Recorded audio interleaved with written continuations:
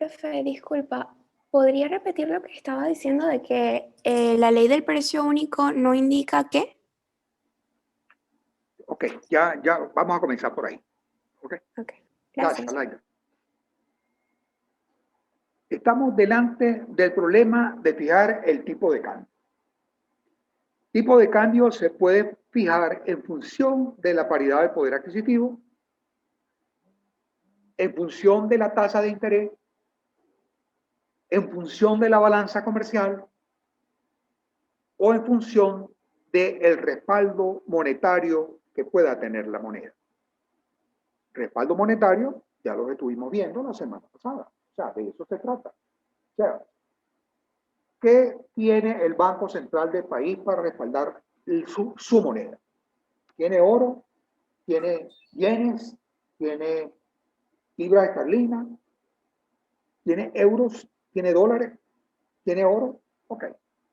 Entonces, ese respaldo. La balanza comercial viene dada por lo que las exportaciones del país, esa balanza de pago. Exportaciones contra las importaciones. En el caso de Venezuela se ve clarísimo. Nuestro Producto Interno Bruto en un determinado momento era prácticamente, las exportaciones tenían un alto peso en ese Producto Interno Bruto. Y entonces eso fijaba también una, una balanza comercial muy elevada y también eso podía significar que teníamos una buena capacidad de importar y el tipo de cambio podía venir dado por esa balanza comercial. Eso más en el largo plazo que en el corto plazo. Entonces nos queda, y es lo que vamos a ver, paridad del poder adquisitivo, paridad de la tasa de interés. En la paridad del poder adquisitivo tenemos tres intentos. El primer intento, ley del precio único. Es la más sencilla, pero esa supone que todos los bienes deben tener el mismo precio cuando tú los medimos en dólares. ¿No es así? Un kilogramo de trigo debe tener el mismo precio en Argentina, en Rusia, en los Estados Unidos o en Venezuela. Pareciera que eso no se da. Y entonces los técnicos dijeron, mira, busquémonos un producto que sea común de consumo en todas partes y llegaron a lo del Big Mac de McDonald's, que se vende en todas partes del mundo. Y lo que estábamos viendo hace un momento es que esos precios que tiene el Big Mac, mira, si lo vemos con los países desarrollados, mira, mientras en un país está en 4.20, en el otro está en 6.81. Y hay una diferencia importante, 60% arriba en los precios. ¿Ok? En Suiza y en Noruega. Así, un 40% arriba en Suiza. Ah, pero podemos decir que son los países desarrollados los que tienen precios más altos. No necesariamente, porque ahí también tenemos a Brasil, tenemos a Argentina, ¿no es cierto? Y esto significa que no hay una correlación, y era lo que la pregunta que me estaban haciendo, no hay una correlación entre el valor del Big Mac en esos países y el grado de desarrollo que tengan. Hay toda una amalgama de países. Hay una confusión, países pequeños, países ricos, con países medianamente en desarrollo. Esto, lo que están por encima, los precios que están por encima del promedio ese norteamericano o del valor norteamericano. ¿Ok? Pero también está, mira, tenemos aquí ciertos países como Sudcorea,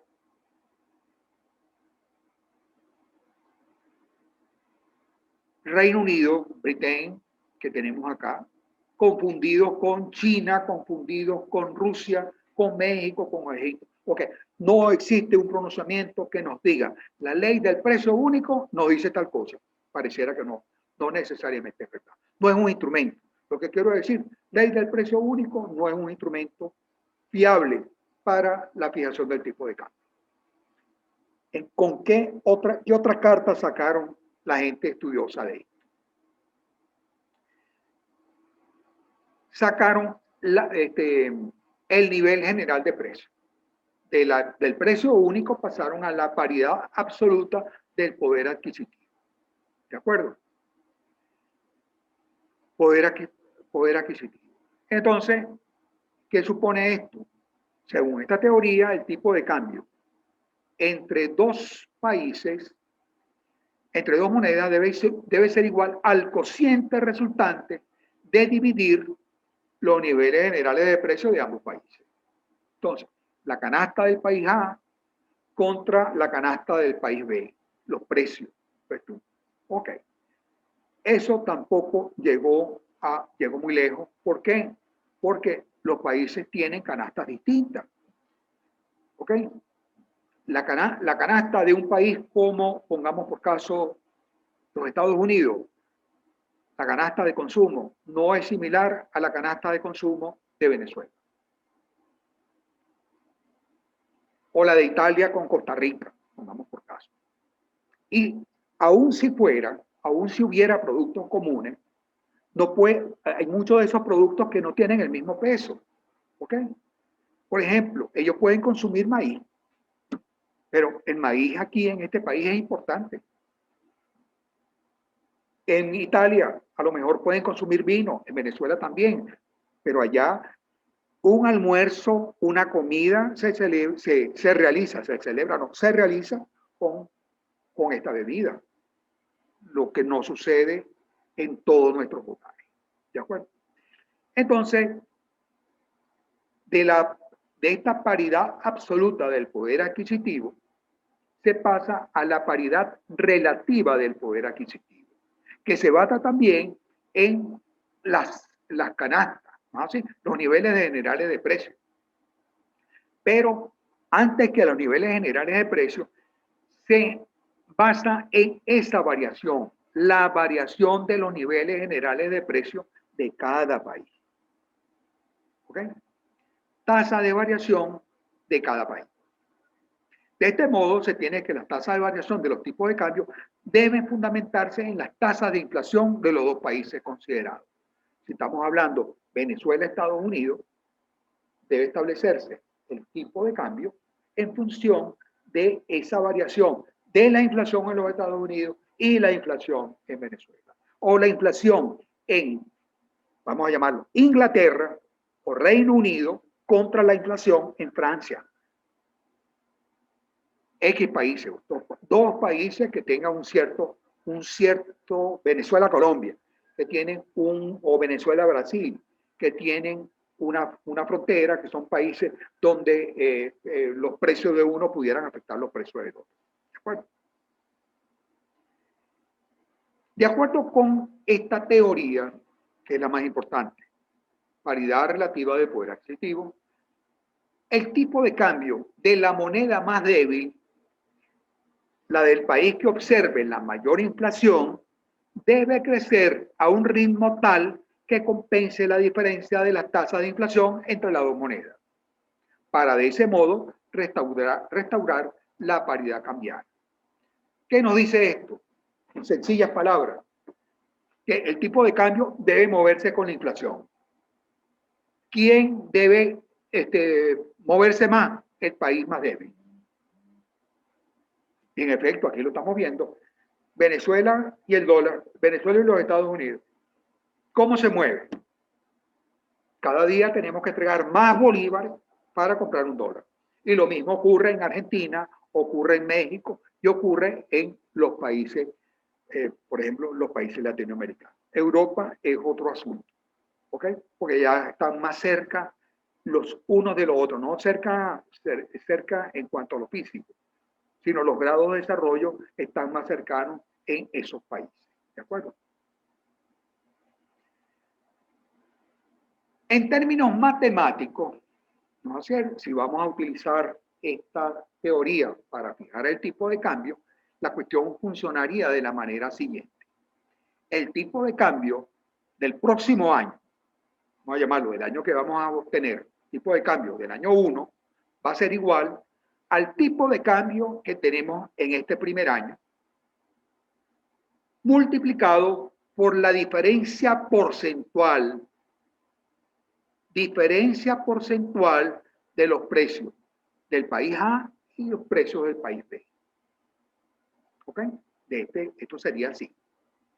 Y entonces el tipo de cambio, el próximo tipo de cambio vendría dado por el multiplicar el tipo de cambio actual, multiplicarlo por la diferencia porcentual de la variación de los tipos, de la variación de la inflación.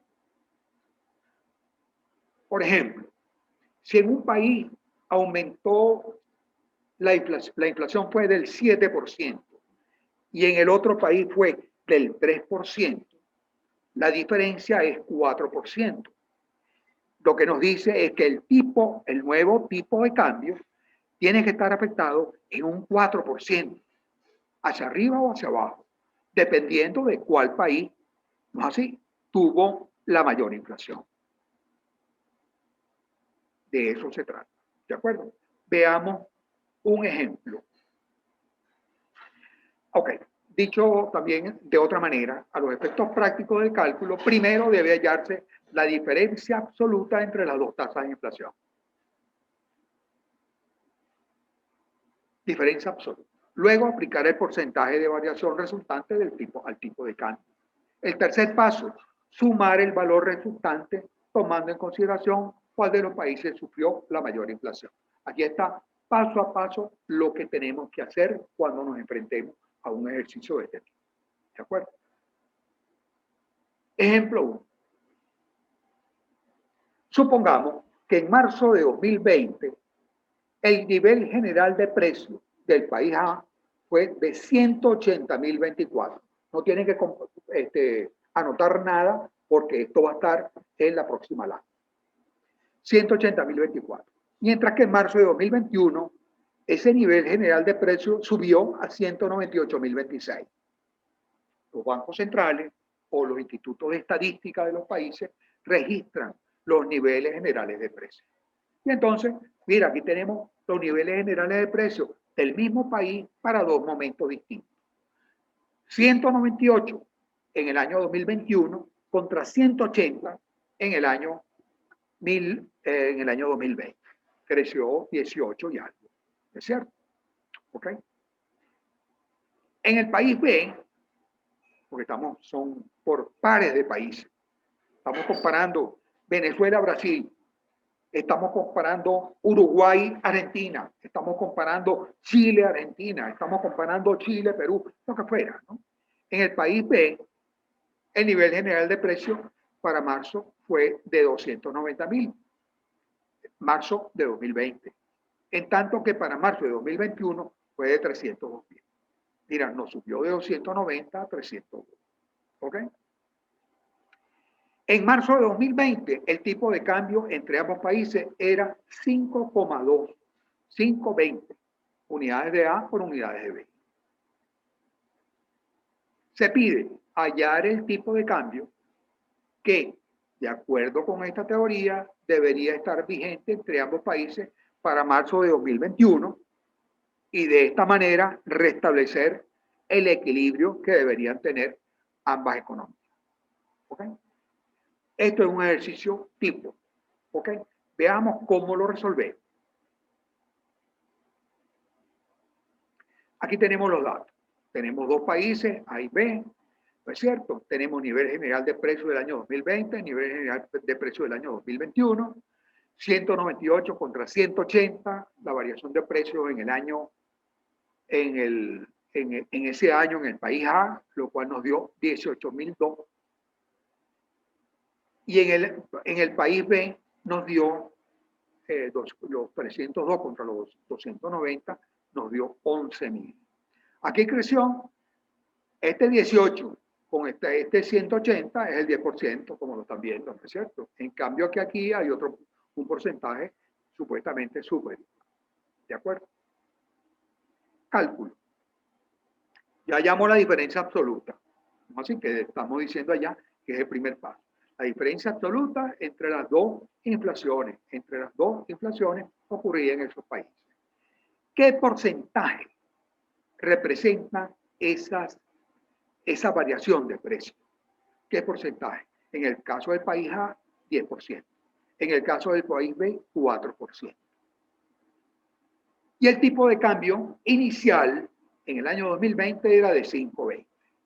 ¿Qué nos dice lo que leímos hace un momento?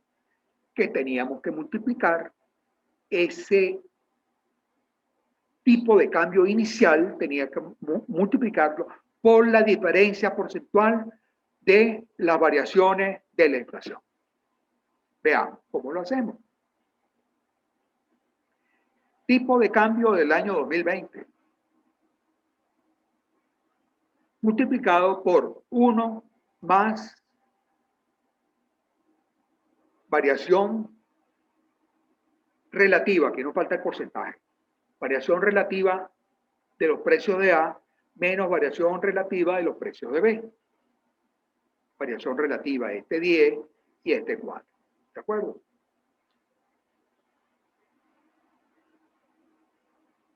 Entonces, nos da este 5.20 que teníamos aquí de valor inicial, lo vamos a multiplicar por 1 más 0,10 menos 0.4 nos da 0.6.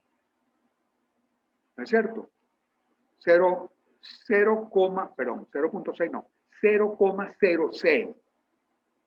Que eso significa que el 5.20 va a estar afectado por un 6%. ¿Y cómo? Nos preguntamos, ¿qué país tuvo la mayor inflación? Tuvo la mayor inflación el país A. En consecuencia, el país A tiene que entregar más unidades de su moneda que el país B, por cada unidad del país B.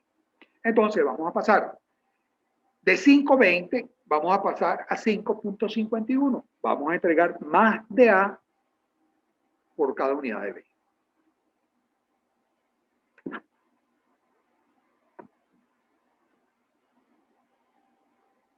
De este modo, se tiene que para mantener la paridad relativa del poder adquisitivo entre los países A y B ante las variaciones de los niveles de precios registradas en el año 2021, de un 10 y un 4% respectivamente, se hace necesario modificar el tipo de cambio de 5,20 unidades de A por una unidad de B y llevarlo a 5,51 unidades de A por una unidad de B.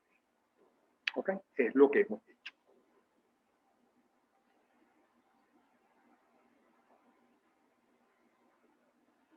Aquí nos dice lo que debemos hacer, lo estamos repitiendo, pasos que debemos seguir, hallar la diferencia absoluta, nivel general de precio de A, en el país A, nivel general de los 2 años, nivel general de precio de los del país B, diferencia, hallamos la diferencia absoluta entre los 2 años. ¿Ok? Calculamos el porcentaje que representa esa diferencia. Aplicamos el porcentaje de variación resultante al tipo de cambio. En un país nos dio 18 y en el otro país nos dio 14. La diferencia es 4. En un país nos dio 25 y en el otro nos dio 17. Te restamos y entonces vamos a afectar 25 menos 17, 8%. Los precios, perdón, el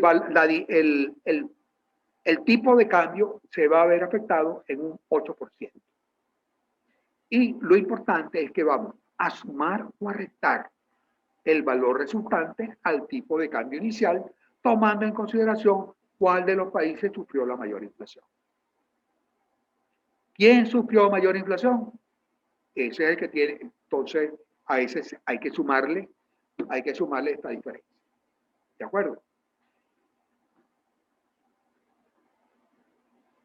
Un ejemplo, un segundo ejemplo, ya decimos, de acuerdo con la teoría de la paridad relativa del poder adquisitivo y bajo un régimen de libertades, si se partiera de una situación de equilibrio entre dos economías, donde el tipo de cambio fuera de 4 unidades del país A por una unidad del país B, 4 a 1. Y las tasas de inflación fueran del 3% y el 8% respectivamente en cada uno de estos países, ¿cuál debería ser el nuevo tipo de cambio de equilibrio entre ambas economías? diferencia entre este ejercicio y el anterior. Allá partimos de los niveles generales de precios. Y la diferencia de los niveles generales de precios nos ayudó a calcular la tasa de inflación de cada país. En tanto que en este estamos dándole ya las tasas de inflación que hubo en cada uno de los países. ¿De acuerdo? Este lo vamos a dejar pendiente y este lo van a resolver ustedes y lo vamos a ver en una próxima clase. ¿Así? Pero este ya tiene un trabajito aquí adelantado. ¿Ok? ¿Cuál debería ser el nuevo tipo de cambio de equilibrio entre ambas economías? Es lo que nos pregunta. Ok. Ya son 2:58. Propongo, nos vamos a la tercera media hora, tenemos 45 minutos para resolver lo que nos trae esta clase. ¿Sí? Comenzamos atendiendo preguntas, atendiendo dudas y continuamos con la paridad de la tasa de interés. ¿De acuerdo? Anoten sus dudas, anoten sus preguntas para tratar de contestar. Gracias.